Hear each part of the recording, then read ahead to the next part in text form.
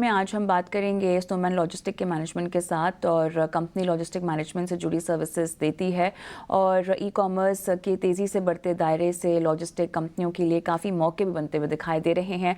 आगे का आउटलुक उनका क्या है और विस्तार को लेकर उनकी क्या क्या योजनाएं हैं, और साथ ही तिमाही नतीजे जो आए हैं उस पर भी हम बात करेंगे। और स्नोमैन लॉजिस्टिक के CEO सुनील नायर हमारे साथ जुड़ेंगे, लेकिन उससे पहले कंपनी के सफ़र पर एक नज़र। इकोनॉमी में रफ्तार और डिमांड सप्लाई चेन पर फोकस बढ़ने से लॉजिस्टिक सेक्टर की कंपनियों की ग्रोथ तेजी से बढ़ी है।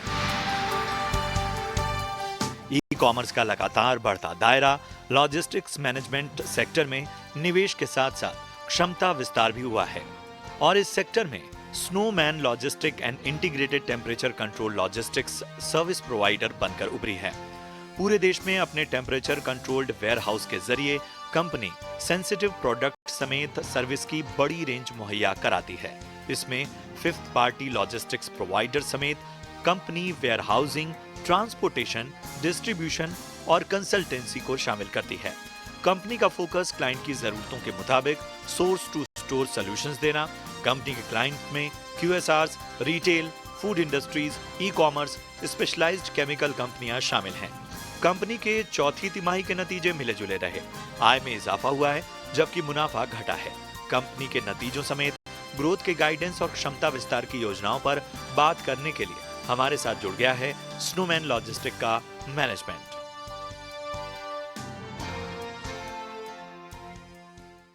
सुनील नायर जी, आपका बहुत बहुत धन्यवाद, समय निकाला आपने। और चलिए शुरुआत हम नतीजों से ही करते हैं।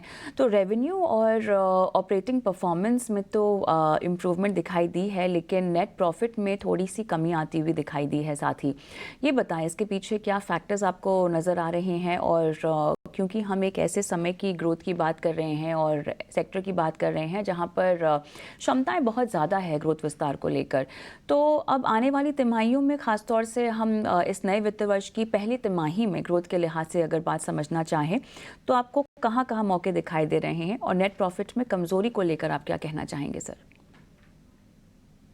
जी, थैंक यू। आपने सही कहा, ये इंडस्ट्री काफ़ी अच्छी ग्रो कर रही है ओवरऑल, एंड इसमें काफ़ी क्षमता है अभी। जिस तरह से government of India logistics infrastructure को इम्प्रूव कर रही है इस कंट्री में। सो हमारा जो रेवेन्यू था वो था 503 करोड़ का, और हमारा 108 करोड़ का एबिटा था। नेट प्रॉफिट में जो आप थोड़ा सा डिप देख रहे हैं वो इसलिए है कि हमने हमारा जो डेफर्ड टैक्स है उसको चार्ज किया हुआ है, कुछ प्रोविजंस लिए हुए हैं उसके अगेंस्ट में। बिकॉज ऑफ इनकम टैक्स का एक नोटिस आया था हमको, जो 35 AD होता है, डिप्रिसिएशन होता है कंपनी का, उसके ऊपर उनका कुछ डिफरेंट ओपिनियन है, हमारा कुछ डिफरेंट ओपिनियन। तो हमने ये अपील में लिया हुआ है मैटर, बट जैसे कि ऑडिट रिक्वायरमेंट होती है तो हमने जो भी एक एस्टीमेट निकाला थर्ड पार्टी एक्सपर्ट्स को लेके कि क्या इसका इम्पैक्ट आ सकता है हमारे P&L में, और वो हमने चार्ज किया है हमारे डेफर्ड टैक्स असेट में जो हमारे पास हैं।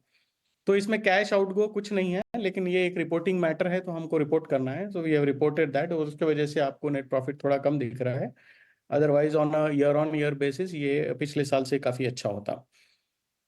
कमिंग टू द अगले क्वार्टर में जो होने वाली है, ये हमारा सीजनल क्वार्टर होता है, अच्छा सीजन वाला होता है, जहाँ पे पीक समर में काफ़ी cold chain industry related products का कंजम्पशन ज़्यादा होता है। और हम होपफुल हैं कि ये क्वार्टर हमको जैसे हर साल एक अच्छा रेवेन्यू और अच्छा बॉटम लाइन देता है, ये भी देगा। एंड ओवरऑल जो ग्रोथ हमको दिख रही है वो भी काफ़ी पॉजिटिव है। जो हमारे पीक टॉप इंडस्ट्रीज हैं, जो सेगमेंट्स को हम सर्व करते हैं, जिसमें डेयरी और आइसक्रीम एक होता है, सी फूड एक होता है, और ready to eat and ready to cook food जो होते हैं वो होते हैं। तो वो काफ़ी पॉजिटिव दिख रहे हैं हमको, उनके ट्रेंड्स। सारी इंडस्ट्रीज हमको डबल डिजिट में ग्रोथ दिखा रही हैं। तो ओवरऑल काफ़ी पॉजिटिव एनवायरनमेंट है कोल्ड चेन कंपनी के लिए। एबिटा मार्जिन्स की अगर हम बात करें तो यहाँ पर तो इम्प्रूवमेंट दिखाई दी ही है तिमाही में, लेकिन क्या 20% के ऊपर के एबिट मार्जिन्स आप सस्टेन कर पाएंगे? देखिए, जो ओवरऑल कंपनी की ब्लेंडेड मार्जिन है उसमें अभी आप देख रहे हैं कि ये साल हमने किया है 21.5%। अगर हम इंडिविजुअल देखते हैं, वेयर हाउसिंग इंडस्ट्री हमारी 36% एबिटा कर रही है, और वो करती रहेगी। उसमें कोई चेंज नहीं आएगा, उसमें इम्प्रूवमेंट आ सकती है। जैसे जैसे हम कैपेसिटी बढ़ाते हैं हमारी ओवरहेड्स ऑप्टिमाइज होते रहती हैं। लेकिन क्योंकि ब्लेंड चेंज हो रही है, हम जो डिस्ट्रीब्यूशन बिजनेस 5PL बिजनेस हमने शुरू किया था वो लेसर मार्जिन दिखती है इन परसेंटेज वाइज, लेकिन एब्सोल्यूट में वो काफी कंट्रीब्यूशन देती हैं। तो blend as a percentage might change, लेकिन एब्सोल्यूट में वो काफी कंट्रीब्यूशन देगी। तो हम एब्सोल्यूट में ज्यादा ध्यान देना चाहते हैं एज ऑफ नाउ, क्योंकि हमारी बिजनेस मॉडल चेंज हो रही है, ब्लेंड चेंज हो रही है उसके वजह से। लेकिन अगर इंडिविजुअल सेगमेंट्स देखेंगे, ट्रांसपोर्टेशन और वेयर हाउसिंग, तो वो पॉजिटिव ग्रोथ दिखाती रहेगी। चलिए, FY 24 में डेयरी और आइसक्रीम सेगमेंट की जो परफॉर्मेंस है वो बेहतरीन रही है, लेकिन यहाँ पर ग्रोथ आगे की, अगर हम Q1 FY 25 की मैं बात करूँ या अगर हम पूरे ही FY 25 की बात करें, इसमें आप और कितने अग्रेसिव होना चाहेंगे? देखिए, ये दोनों इंडस्ट्री जो है ये करीब 20% से ग्रो हुई है लास्ट 3 साल में। और इस इंडस्ट्री के जो एक्सपर्ट्स हैं और जो हमारे कस्टमर्स हैं, उनका प्रोजेक्शन है कि ये इसी रेट से और 3 साल तो चलेगी। तो हम जो अभी एक्सपांशन कर रहे हैं वो इसी इंडस्ट्रीज को मद्देनजर कर रहे हैं कि ये जैसे एक्सपांड कर रहे हैं, हमारी एग्जिस्टिंग कस्टमर ही एक्सपांड कर रहे हैं, उनकी बिजनेस ग्रो हो रही है, उनको कैटर करने के लिए हमारे एक्सपांशन प्लान्स हो रहे हैं। हम चाहते हैं कि हम हर अपॉर्चुनिटी को ग्रैब करें, तो उनकी जो मार्केट टारगेट मार्केट्स हैं, हम उस मार्केट में एक्सपांड हो रहे हैं। ये जो ग्रोथ है, मुझे लगता है ये कंटिन्यू रहेगी जिस रेट से अभी बढ़ रही है। चलिए, इसके अलावा और कोई सेगमेंट जहाँ पर आपको ग्रोथ ड्राइवर्स बेहतरीन दिखाई दे रहे हैं जिसके बारे में आप बात करना चाहें?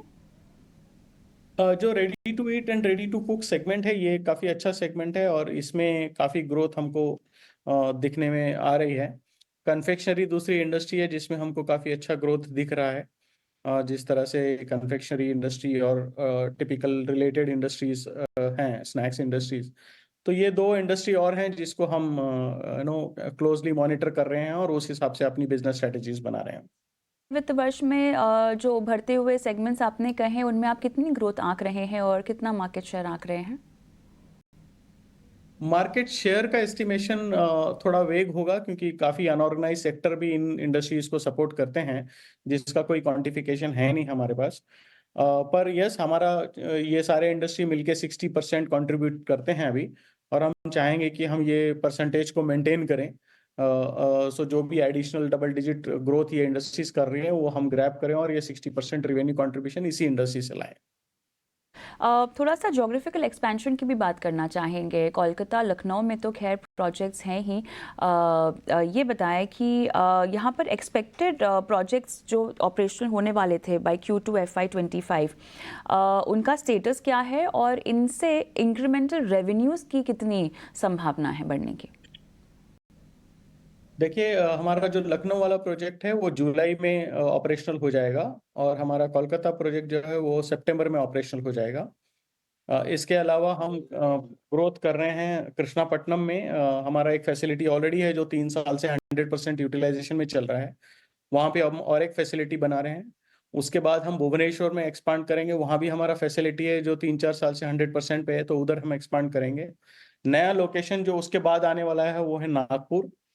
और अहमदाबाद और मुंबई है लोकेशन जो आज से 2 साल बाद, वहाँ पे भी हम एक्सपांशन करेंगे, वो भी 100% यूटिलाइजेशन में चल रहे हैं मोर और लेस।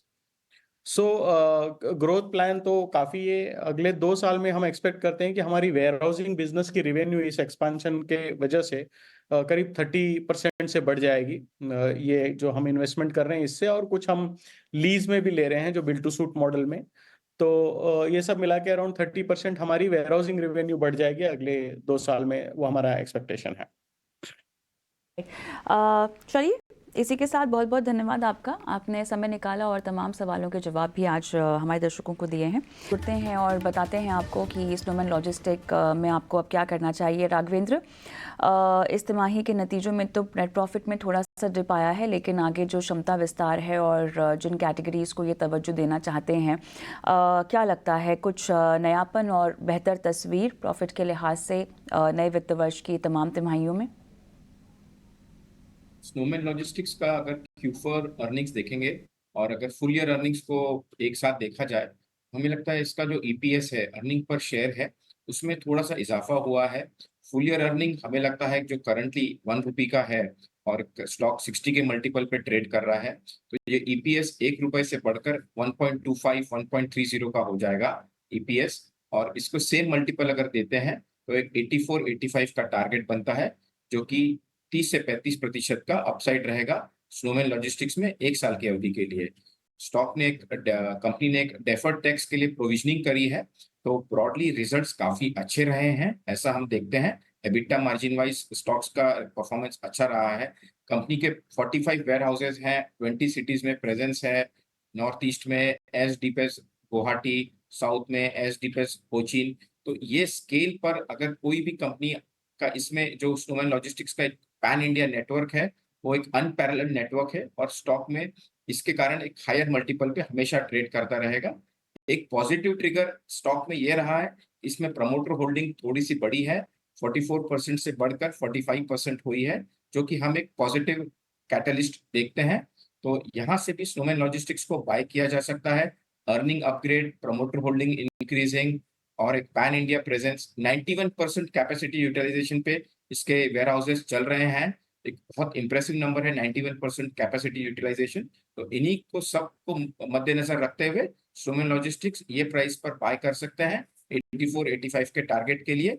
9 से 12 महीने का टाइम होराइजन के टारगेट्स के लिए करंट प्राइस पे आप स्नोमैन लॉजिस्टिक्स खरीद सकते हैं। 9 से 12 महीने का नज़रिया आपको रखना होगा। बहुत बहुत धन्यवाद राघवेंद्र, आपने समय निकाला और दर्शकों का मार्गदर्शन किया।